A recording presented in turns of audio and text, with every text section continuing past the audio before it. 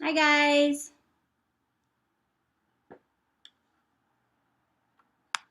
Hi, anybody out there? Okay, I'm here a little early, so I'll wait. Hope you guys are having a great day. Happy Friday. Hopefully you guys won't be too busy to watch this. I got a lot to tell you. There's a lot going on. Happened today. Hi guys. Can you please send me a message here?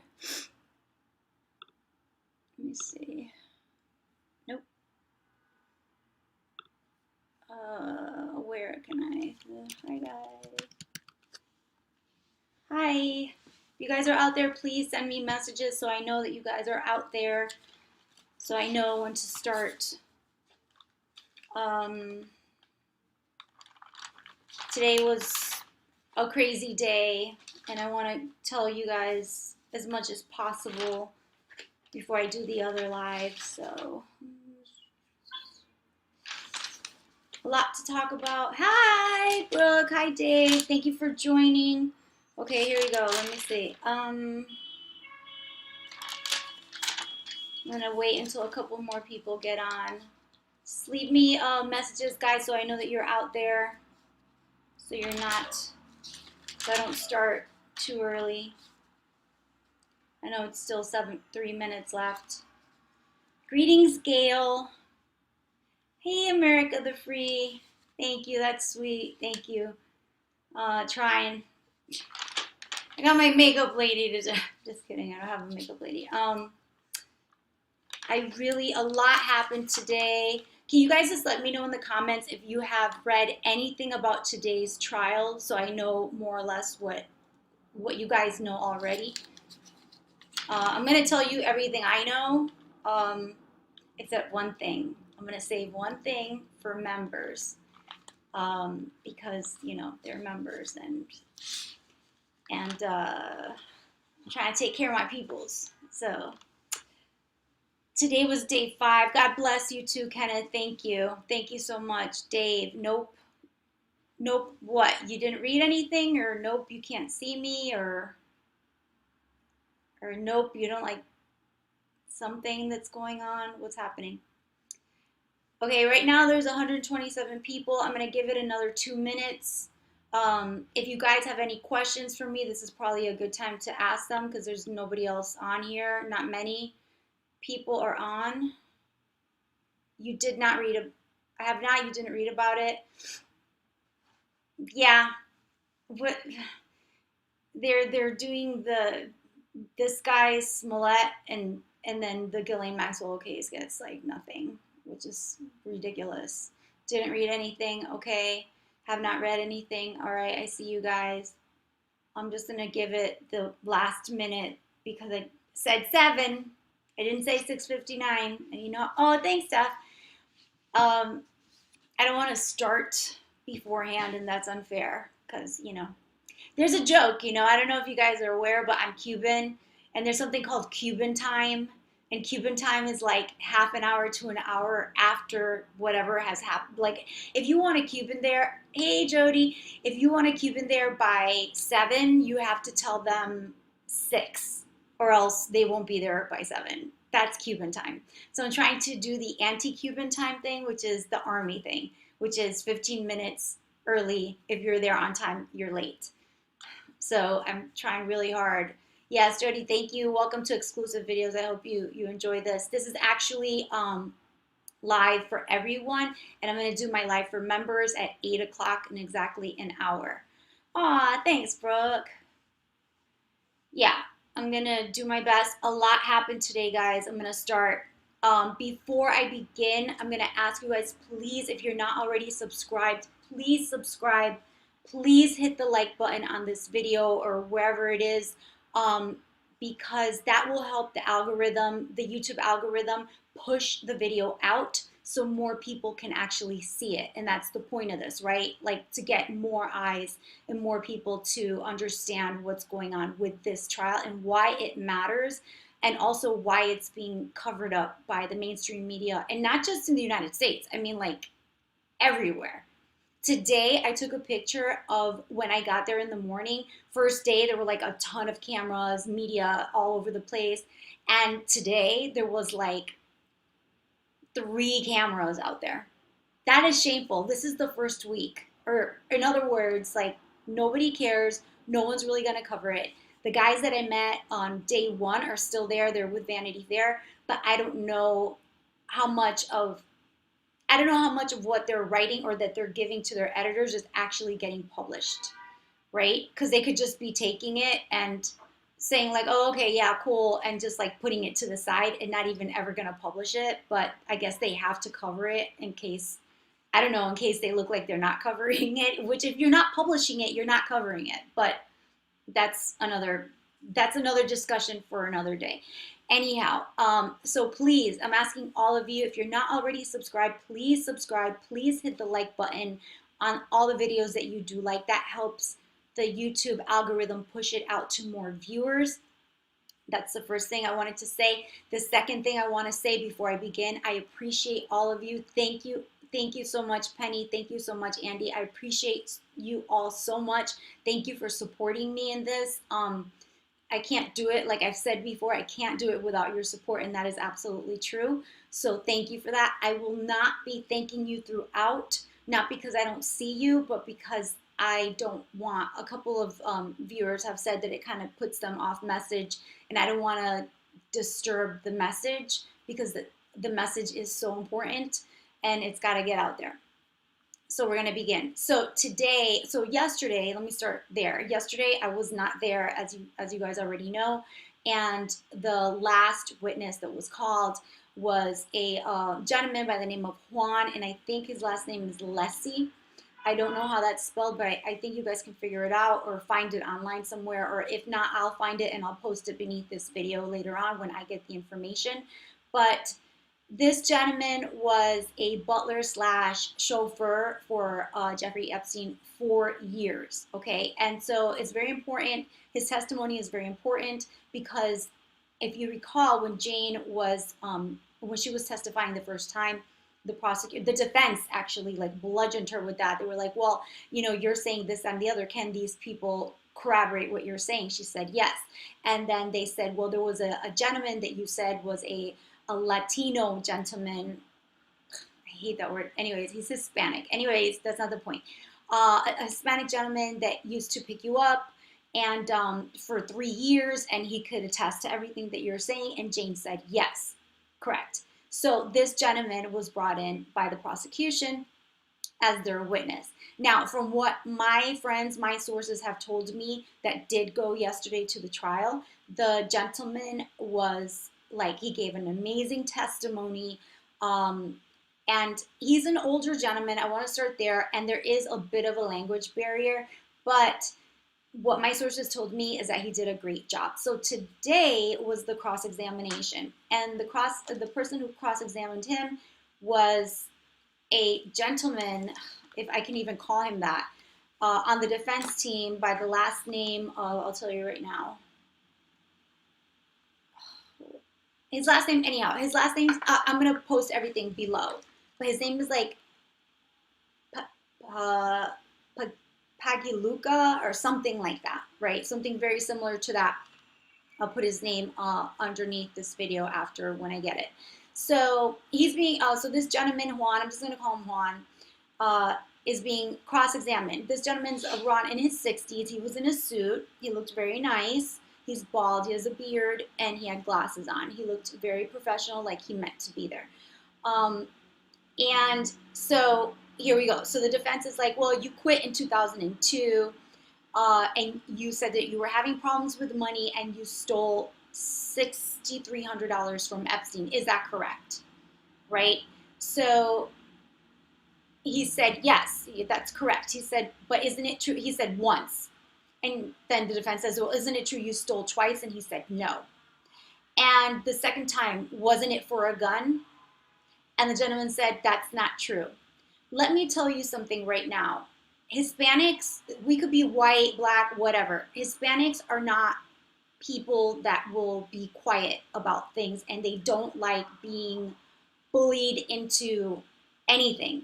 So they will react. And this gentleman reacted. He was very compelling, and I think he connected very well with the jury because he did not back down. He did not allow the defense to get him in a corner asking him questions, because obviously they took advantage of the fact that there is a language barrier. So they tried to, like, maybe they thought he was an idiot and that they could ask him questions that were super ambiguous and that he would just answer them because he wanted to, like, get the fire off of him. But no, they were wrong. He fought back. This gentleman fought back, and he was not having it, which good on him, right? And so they said, so the defense says, well, the second time was for a gun. You stole something out of the house for a gun. You were going there for a gun, and you took the money because that's what you saw. He said, that's not true. Didn't you take $1,900 at the time? That's not true. Defense, whatever, presents more documents, again, that are not in evidence, because that's how they roll, and that's what's going on with this trial. And the witness was given access to the document. Then they said, do you recall Michael Dawson contacted you on October 15th, 2003? And he said, I was not contacted. I went to the police myself. And he didn't ask me any questions. I gave a statement. Well, didn't he ask you questions? No, I gave a statement. And then he said, you don't recall? Did you say this, that, and the other? He said, I don't recall. He said, you don't recall, or you didn't say it? And the guy, Juan, he went off. He said, I don't recall. Like, he yelled it across the thing. And good on him, right? So he says, the defense says, oh, do you recall making a statement to him on Mr. Epstein's request? No, I'm sorry. He said, I do remember making a statement to that gentleman on Mr. Epstein's request. I did it one time, and that's what I told them, period. Do you recall saying that you stole the money to get your girlfriend's immigration card? The gentleman answers, first of all, it was not my girlfriend. We were not involved. She was a lady that was living in my house, and I was trying to help her. Is it true? Oh, no, he said, it's true that I stole $6,300 that I paid Mr. Epstein back. Okay, so this gentleman had stolen this money, and he paid it back, and Epstein told him, go to the cops, tell them what you did, whatever. Why? Because Epstein had called the cops when the money went missing. Epstein called the police. So the police, he didn't know who it was or what the deal was, right?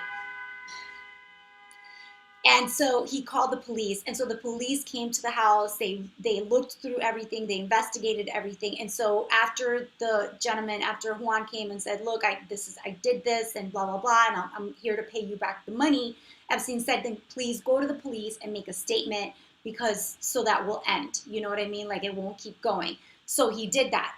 And he said, so then the defense says, in September 8th, 2009, under oath, didn't you say that you went back to get more money? He said, I don't remember saying that. Is that the only time you took money, or do you recall this? Well, I guess it was. If that's what I said, then I guess that's what I said, but that's not what happened. When was the other time? Right? And so he says a couple of weeks before, it was a total of $6,300. One time was $1,500. The other time was the rest. Do you recall saying this, Mr. Lessie? And he said, yes. He said, isn't it true that you owned rental properties in Florida, which Epstein gave you the down payment for? And he listed them. And then the defense says, correct. And Mr. Lessie says, correct. And then defense says, when you left in 2002, you were given a severance of $50,000, correct? He says, correct. And he said, you owned $1 million worth of property at the time. And so the gentleman says, I don't think it's correct. I sold one of the properties to buy another. So he was very firm. Again, he was very strong and adamant, and he was not appreciating any of this. So defense says, December 1997, you had property. Answer me, you had these properties. And then the defense said something that I thought was super inappropriate. He said, answer me, yes, sir. You don't get to, you're not in the military. The witness can answer however he wants. This is the type of intimidation that I'm talking about. Because there's in my opinion, from what I saw, because there's a language barrier, and because this gentleman is older, and maybe he doesn't even really want to be there or whatever, they're trying to like intimidate him. Like, you answer me this way. Like, who are you? You're nobody. I'll answer you how I wish, right? Whatever. And anyhow, at this point, I didn't know what any of this had to do with this trial, because who's on trial is not Jeffrey Epstein, and I've said it before. The defense has taken to defend Jeffrey Epstein. The prosecution is prosecuting Ghislaine Maxwell, but the defense does not want to touch Maxwell. They just want to talk about Epstein all the time. This has been since the beginning, right? So the prosecution objected. It was sustained. It was Comey who objected. It was sustained. I'm getting okay. And so then the judge says, okay, well, you got to get to the point. You know what I mean? Like, you can't keep on with this line of questioning. And then the defense says, well, I'm getting to that, Your Honor. And she said, well, then you can get to that. But, let's go. Like, this is enough. So the gentleman Juan said, all my life I worked very hard and saved my money, including when I worked for Mr. Epstein. I was not poor, but I was going through a divorce and I had no access to the money. And he was adamant about that. And very forthright. Like, who can't understand that, right? Like, who hasn't been in a situation, maybe not that specifically, but it's a tough situation where you can't get access even if you have money, right? So then the defense says, isn't it true that you met Jane in 1998 or 2000? And he said, no, that's not true. So again, they refer to the deposition. The defense himself couldn't find the line that he was referring to in the document. For minutes went by. And then the defense said, do you remember the year you met? That is Jane's real name, ironically, right? When he said that, everyone in our room, I was in room 110 today, everyone in the room was like, what? Like, we all screamed out. The judge screamed out. The prosecution screamed out. Everybody was like, what? Like, no, like stop, whatever. I don't even know exactly what the judge said because we were all screaming and I don't know. But the judge, I know that there was like yelling in the courtroom, right? So, of course, objection, and then the judge said sidebar. So the witness removes his jacket. They continue after the sidebar and everything else. Do you know what year Jane met Ghislaine Maxwell and Epstein? He said, I don't recall the question, but I made a mistake between Jane and the other girl, meaning there were two Janes. Well, right? I'm just going to keep calling her Jane because I don't care what this man did. There were two Janes. There was the first Jane, which was a child, 14 years old, in 1994 when she met Epstein and Ghislaine. And then there was another Jane who came into the picture much later, I think in the year 2000, 1999, around there, correct? So sometimes, and this is something the pilot said when he tried to allude to, like, well, if I see that name Jane on the manifest, it could have been one or it could have been the other. No, it actually couldn't be one or the other because it would depend on what time. They weren't there they weren't there at the same time. So it's either one or the other. And if you could look at the date on the manifest, then you could suss out which Jane it is.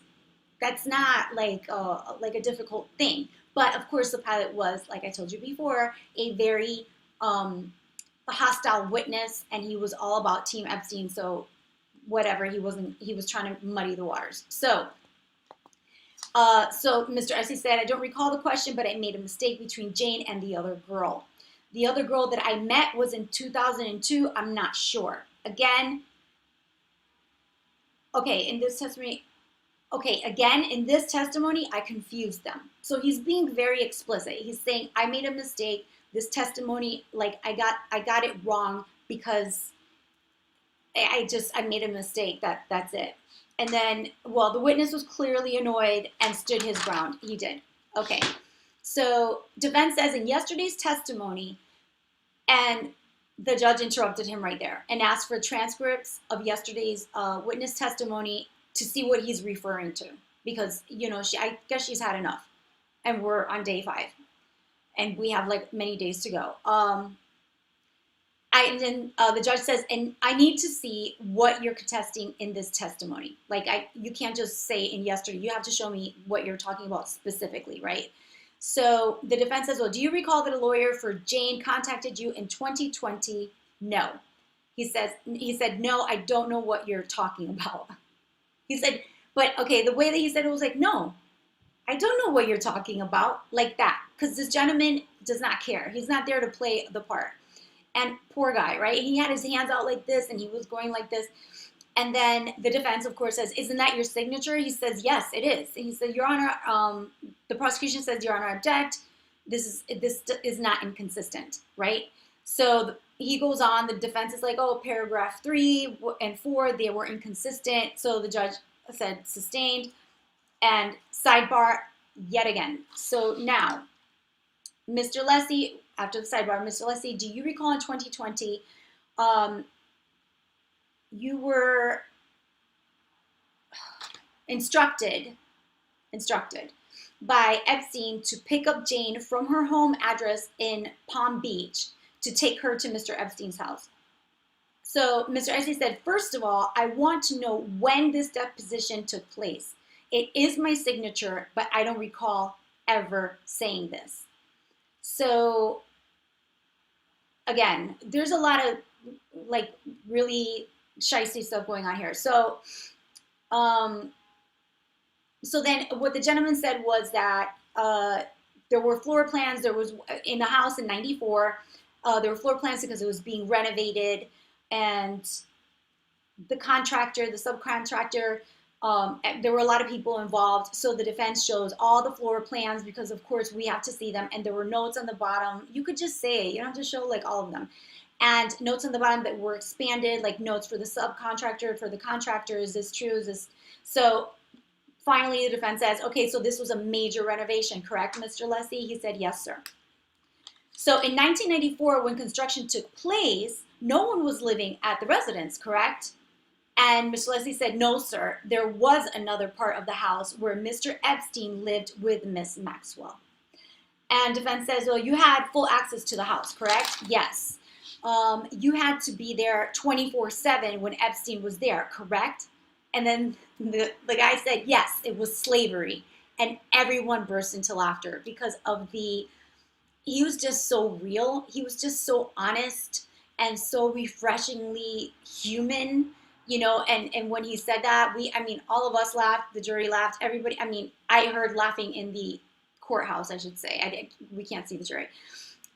So there were more questions about, landscapers were there and contractors were there and blah, blah, blah. And you were they were under your supervision when Epstein wasn't there. Correct? Yes, he was. When Epstein was there, apparently he didn't want anybody around. He didn't want the landscapers around or anybody else. And then when he was not there, it was this gentleman who was the supervisor, and he had to deal with the contractors and everybody else.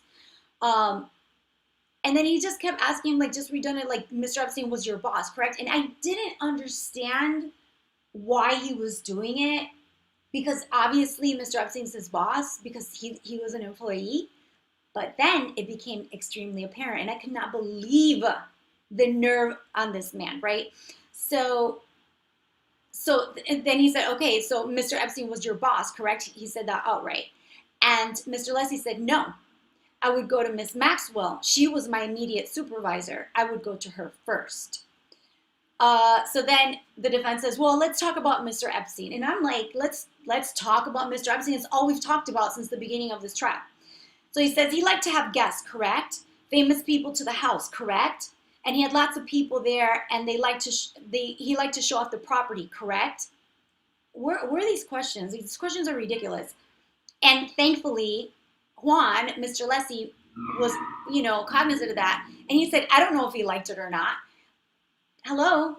And then defense says, well, if Epstein was at the house, you went directly to him, correct? And Mr. Leslie said, that is not true. I had very little contact with him at the end. And then defense says, well, you understood that when Ghislaine Maxwell gave you an instruction, it was directly from Epstein. And Mr. Lacey said, I don't know that. And so the prosecution objected, it was sustained. So Comey asked the entire question, the entire answer had to be. So Comey said that if they were going to refer to any document, if the defense was going to refer to any documents, they had to read it in entirety.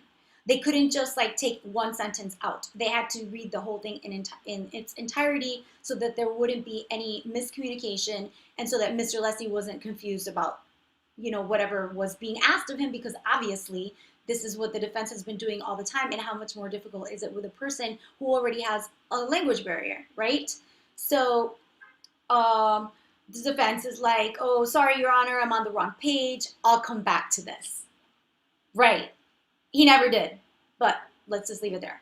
So whatever. And then right after that, he said, oh, is this a good time to take a break, Your Honor? So there was a 15-minute break, as per the defense. So here we go. 11:05. We come back, whatever, everything happens. And the defense now is talking about Virginia Roberts, right? And then this is, I assume, is one of the other accusers. This woman has come up a couple of times, so I'm assuming she's going to be on the stand soon. So when was the first time you met Virginia Roberts was at Mar-a-Lago, correct? And Mr. Leslie says correct. And Ghislaine Maxwell went there for a treatment. Do you recall that?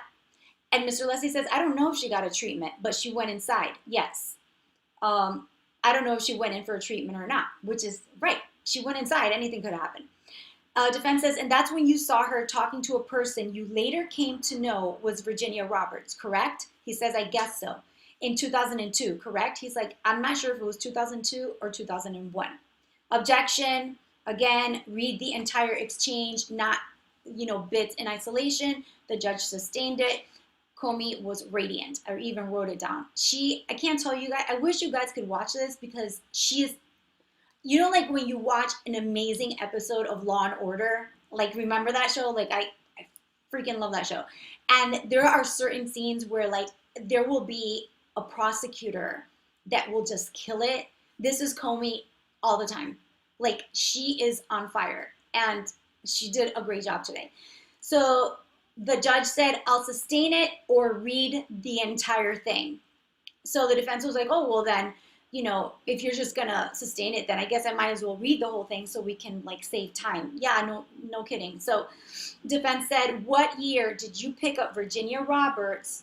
And you said, you were asked what year you picked up Virginia Roberts, and you said summer because I was sweating waiting for Ghislaine Maxwell. Do you remember that?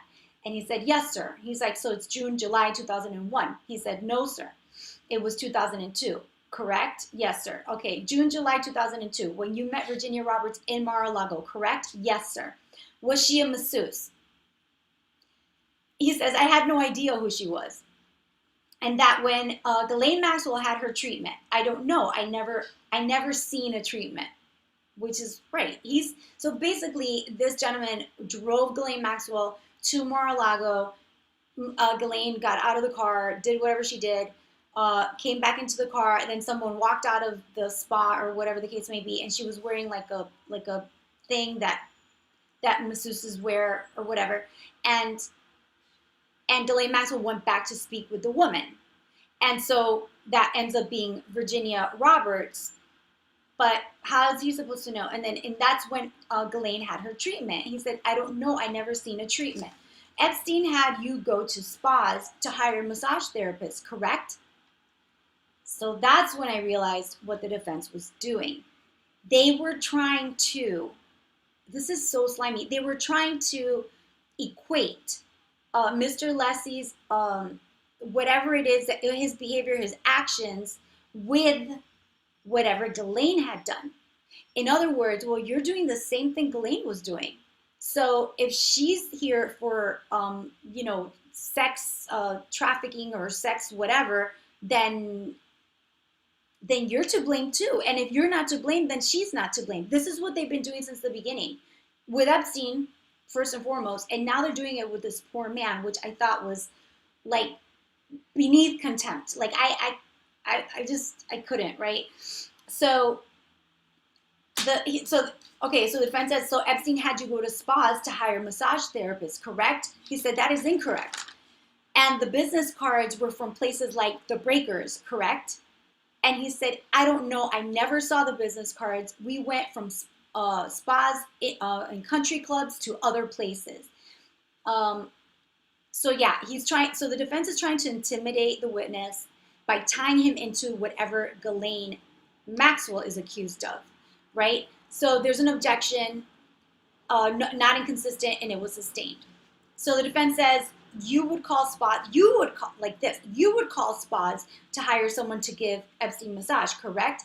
And this gentleman screamed out, never, like that, like never. He was so angry.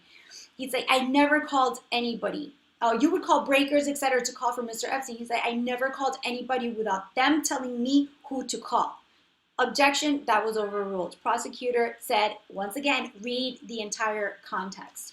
So the defense said one of Epstein's friends would recommend someone to you and give you that number.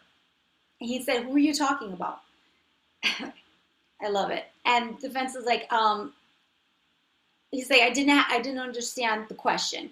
I've never had the authority to call anyone. Ghislaine Maxwell or Epstein or someone from the office. I never called anybody for them other than who they told me to call if they asked me to call. That's it. So defense says, oh, your answer was yes. Do you recall that? And this guy goes off. He's like, yes. And it's yes today. And everybody just broke out into laughter. Like the common sense of it, right? And this man just not having it. He's not going to play these stupid games. Because he did say yes. He would call, but not on his own authority. It was someone else's authority. It was either Ghislaine or it was Epstein or it was the New York office, but he wasn't calling these people the way that the defense was trying to make it seem. Like he was like, oh, hey, you girls looking for a job? Here, give me your card. No, it wasn't anything like that. So at this point, the witness is like super stern and he's sitting there like this. Now he's over it. And he's Hispanic, so watch out. And he said, I contact the person who I was told to call. Do you recall Epstein would go to the house without Ghislaine? And he said, yes, he did. And sometimes asked you to remove pictures of Ghislaine. This is so embarrassing. Pictures of Ghislaine in the house, correct? He said, yes, sir. And he said, yes, sir, I did what he told me to do. It's like, he kept repeating this over and over because he had to clarify, and thank God that he did. So here we go. The defense says, oh, so you never told Ghislaine, is that correct? And Mr. Leslie said, it was not necessary, sir. And the defense says, so it was a secret between you and Epstein, correct? Do you guys see what's happening here? Oh, so it was a secret, right? It was a secret between you and Epstein, correct? And I could have spit a nail. I was so incensed at that point, and this gentleman was beyond, right? So he was like, he never told me to keep it a secret. We had no secrets between us. It was a mandate. And again, laughter from the room. In other words, I was told to take down the pictures, and that was the end of that story. We didn't have secrets. Don't try to make this out to be like he and I had something going or he and I had secrets that we kept. No, that's not what happened. It was a mandate. He told me to take down the pictures. I took them down, and that was the end of the story. And thank God that this man has the spine to stick up for himself. Okay, so defense is like, oh, well, there were a lot of foreign people who visited and staff and with accents. Which is, meaningless. He said, yes, sir. Annie Taylor in 2002, she would answer the phones, right? So Mr. Leslie said, I'm not sure. Shelley Lewis, she's from the UK. He's like, I recall the name, but I don't recall the person. Then you started off Frances Jordan, Mandy Ellison, Ava Anderson, Grace from the UK. He said, no, I don't remember a Grace. Selena from Norway, and you observed them talking to people. Who works or lives in a house that doesn't observe talking, right? Or to people, I guess, as opposed to who? To the animals.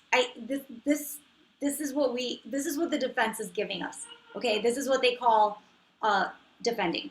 or cross-examination. So, but you observe them talking to people, and he was like, "Well, I was not in the same room when with Epstein and his guests." Um, so you now we're switching it. So you went looking for people to give massages. We're gonna go back to this now. This is the type of mind effery that they're trying to do. And I don't know who they think is buying into this. I will tell you right now, this is New York City. And New York City and New Yorkers have like a million flaws, but one of them is not falling for BS, right? And I know that you would think differently by our government. Trust me, we have no control over the election here, just at all. So please don't judge us on our elected officials because it's beyond our control. We have no voice here when it comes to elections. But when you're talking about New Yorkers, you know, day-to-day interaction, like New Yorkers can smell BS and bullies and slime balls a year away. So this type of questioning is not helpful. I don't know where this gentleman has tried cases before. I don't know how successful that could have been, but that's not going to work here. So once again, Mr. Leslie says, "Never, sir. I was the driver."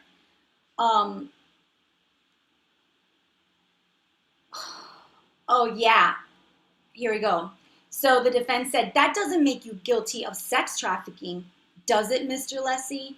I almost lost it. Like, this man has no shame and no professionalism and no honor to go to that, to sink to that level. And I don't know if there was an objection here. I don't know what happened. Okay, and you arranged for the massage. You arranged the room. You paid for the masseuses when, okay, so in Epstein's house, he's saying you arranged for the massage. You arranged the room. You paid them when they were done, correct? He said, "If they asked me to, sir." Sometimes I had to pay from petty cash. If I had enough money, I would pay them. If they wanted to get paid with a check, or sometimes they wanted me to hold it, whatever. He said you could pay them when they were leaving, or they could run a tab, right? And that was the process in 2002. He said, "Yes, sir." And defense says, "Well, no one forced anyone to come to the house, correct? They came because they wanted to. No one looked afraid or hurt or screaming, correct?" He said, "No, sir, never." And then he said, "Sometimes you would clean a room after a massage, correct?" He said, "Yes, sir." No one complained to you that they had been forced to do anything, correct?" He said, "No." And this was like, I almost burst into tears because this man was like emotional. He said, "No, but I wish they would have, because I would have done something." And I got chills, and everybody in our room was like, "Dude, like, that was heavy. That was really heavy." Like, it was palpable. This man's emotion about all of this happening, it was palpable. And so then, of course, the defense, "Well, Ghislaine Maxwell was a photographer, correct?" It was a hobby, correct. The other than Jane, you had no knowledge that other underage women were at the house, correct? He said, "I never asked or was given anyone's age. I found out Jane and blank were underage after they had," I'm sorry, I didn't write the woman's name down, "were underage after they had been in the house for a few days." You didn't have any doubt that the girls, and right there, boom, objection, sustained. "And you believe the people who gave massages at Mr. Epstein's were of legal age, correct?" He said, "I believed so." Okay, so now they're going to refer to someone named Carolyn. "Carolyn, do you recall meeting Carolyn?" He said, "I don't recall." That was the end of that.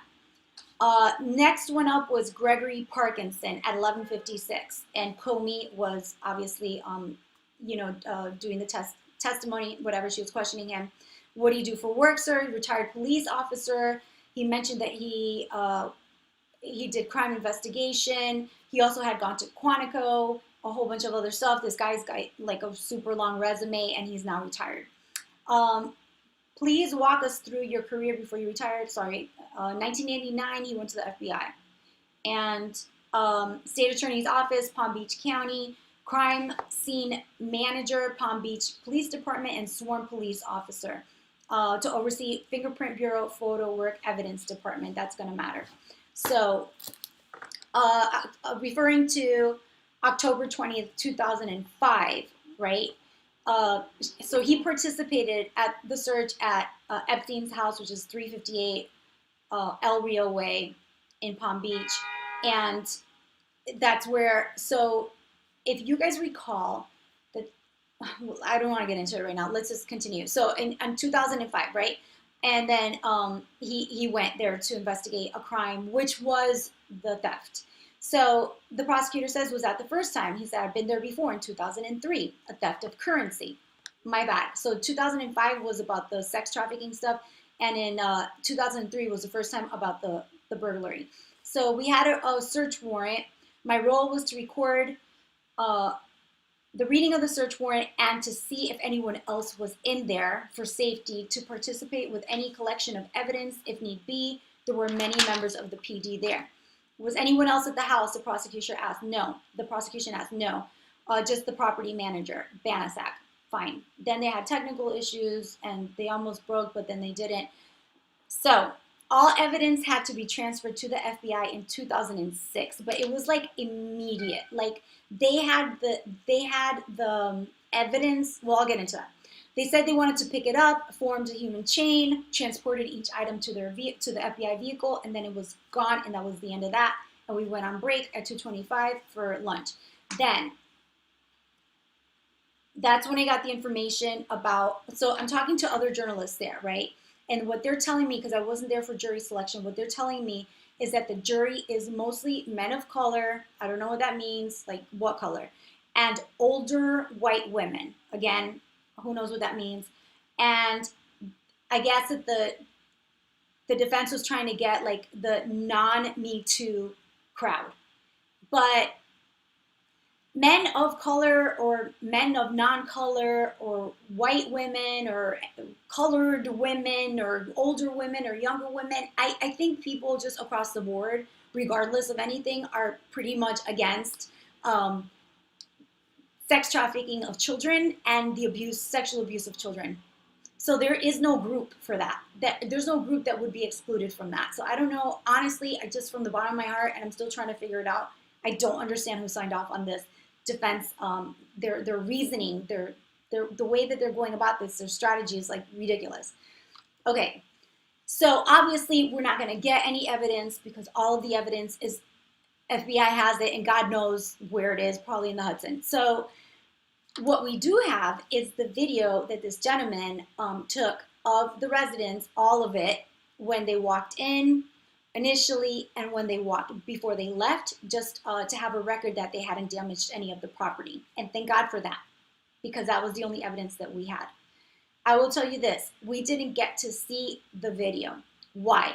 Because the house was filled with pictures of Epstein with minors. And we know this because before the jury came in, Comey said that she was going to say to the jury, like a disclaimer, like you cannot see these pictures and assume that because Epstein has all these pictures with all of these minors that he enjoys minors, or that he was attracted to minors. This is just for for the relevance of this video is just to attest that yes, this is something that did happen, that they did go in there, they did get evidence back in 2005.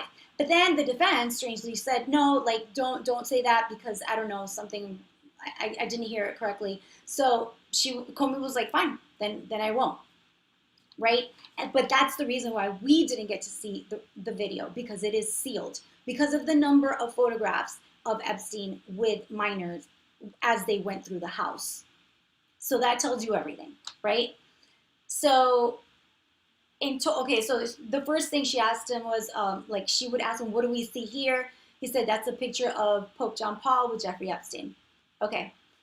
A little bit later, what is in this, in the video right now, what's playing? He said, a picture of Fidel Castro with Jeffrey Epstein. And that was like, figures, right? Okay. So then, okay, right. I already talked to you guys about that. So the video ends. It was 39 minutes and 14 seconds long. It ended at 2:35 p.m. around there. And this gentleman was super nice, older gentleman, super nice. And every time Comey asked him any questions, she'd say correct and he'd say true. I guess it's just like his way. It was just really cute. I thought I'd just put that in there for to give you guys a tone. It was cute. We enjoyed it. We enjoyed his testimony and his time and his demeanor. So it was pictures of the guarded room, pictures of the lake room. We got to see some of the interior shots that didn't have any pictures of minors in them. I will tell you this, and all of us were like, Epstein had a lot of money, obviously, and he had a lot of property, and that looked beautiful on the outside. But in the inside, it was so tacky, pink carpet, like 1960s kitschy type of like furniture, like a lot of wood and a lot of like frumpy sofas. He had an entire desk that was made of wicker and wicker lamps on it. The desk was not wicker, sorry. The chairs were all wicker. The lamps and the lampshades were made of wicker. It was just so tacky, like silver, things like dipped in silver, but then like he had like a marble tile on the walls. It was just all over the place. And there was like tacky orange and green fabric over some of the sofas, and over like some of the towels were like that. I don't know if that signifies something. Maybe you guys could tell me if there's like a meaning behind that, if that's like a code for something. I don't know. But we were just like, wow, this guy, I mean, who did this? Was this Ghislaine? Because supposedly she was the one that was like doing his interior design. I don't see how that's a thing, because that house looked horrible. The walls, every room was painted a different color. It was either lime green or baby blue or red. It was just horrific, like whatever, right? So yeah, it was super tacky. That's what I'm reading right now. Okay. Yeah, and mismatched tables and lamps. It was like all over. But one thing that definitely, there was one of the living rooms. There were two end tables, humongous end tables, and on the end tables there were massive amounts of pictures in frames. So we got to see, like, from far. Obviously they didn't get close up because once again there were minors in the pictures, but there were a ton of pictures in that house.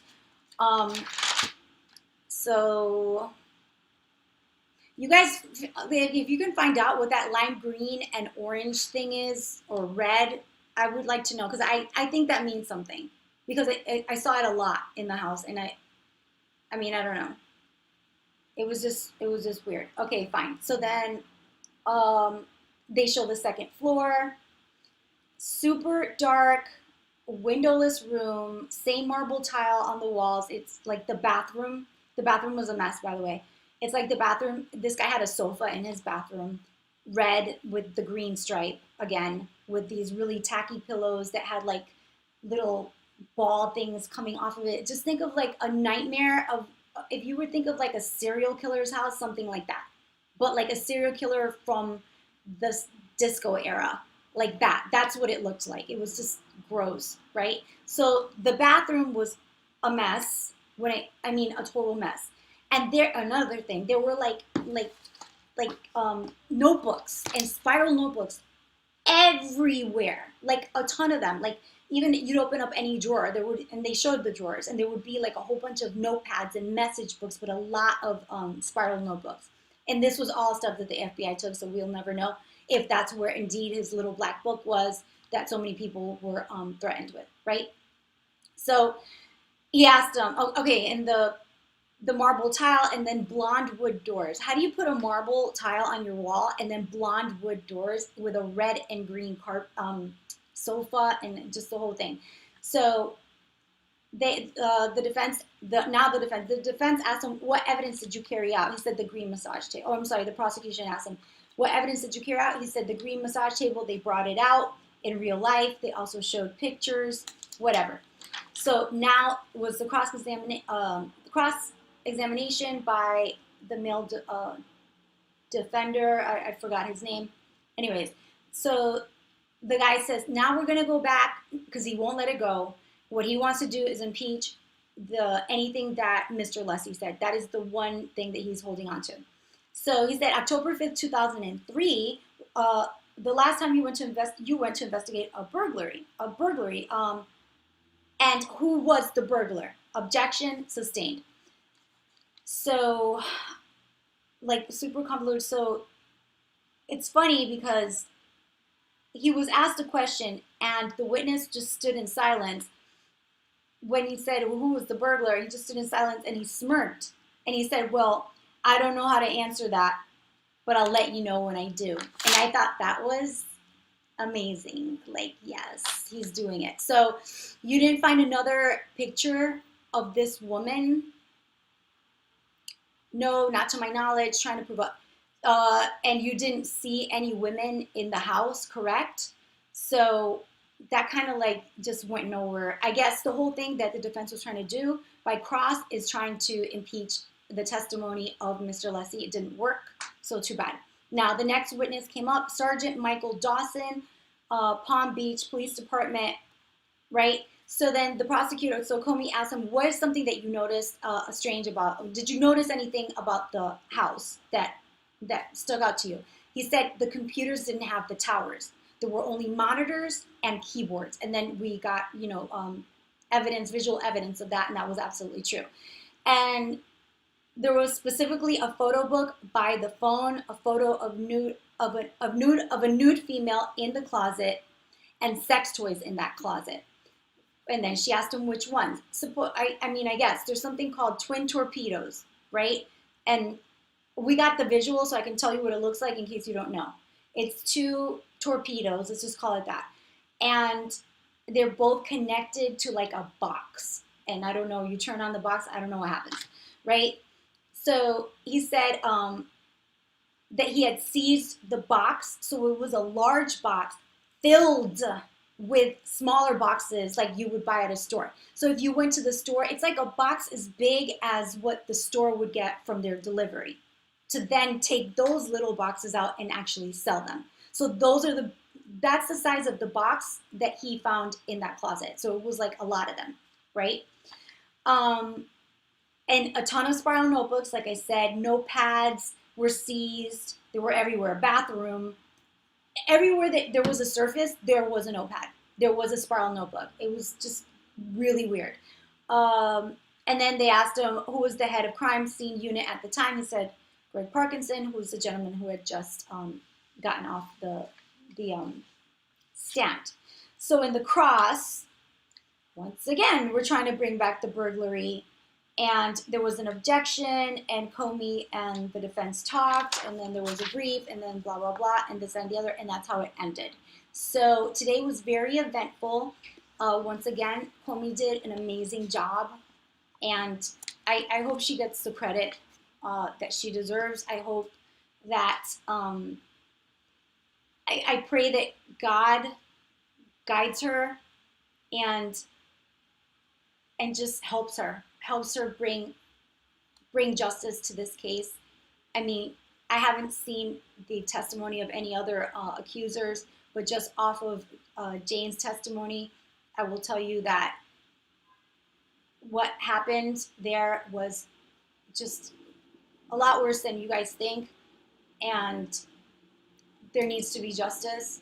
Right now, I know a lot of you guys are like, oh, it's not going to go further up, whatever. Listen, one thing at a time. At this point, it would take a witness.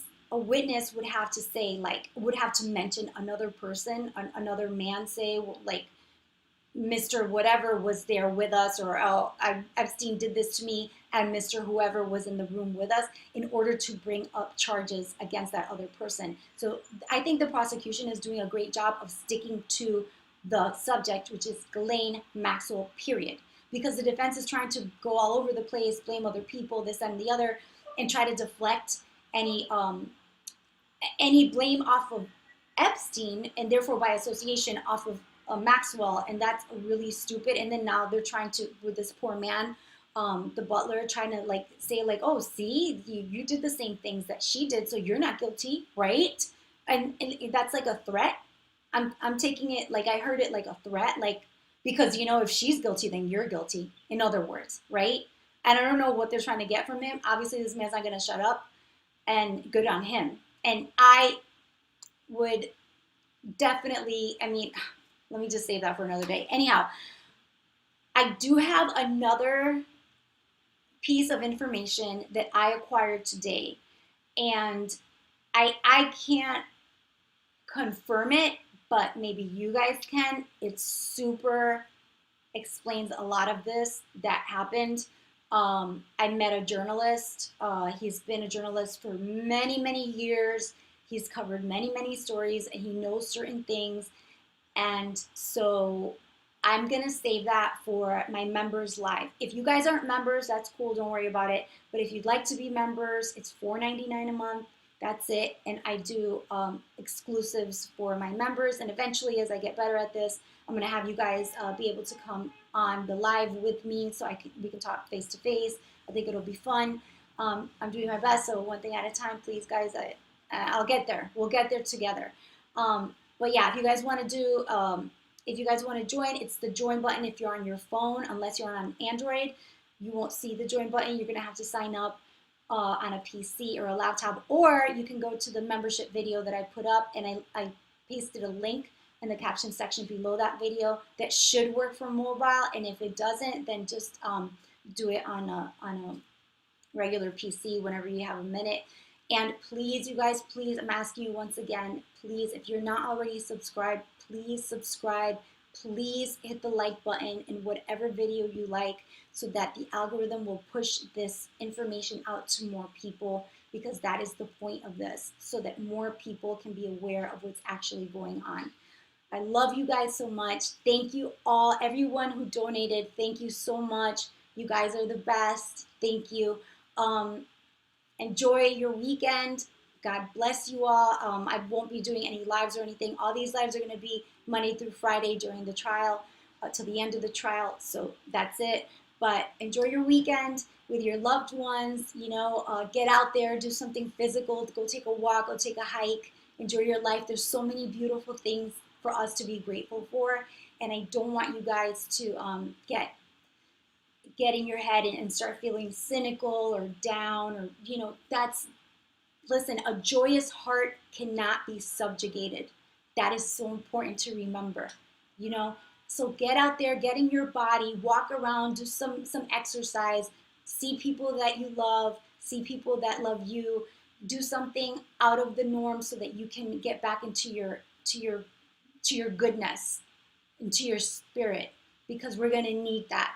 That's where your strength comes from. That's where all of our strength comes from, and we're going to need that moving forward. So please, that's all I ask you guys to do. That's your homework. I love you guys so much. Thank you for everything. Good night. God bless, and have a great weekend. Let me see. How do I do this? Oh, wait. There you go. Okay. Love you guys.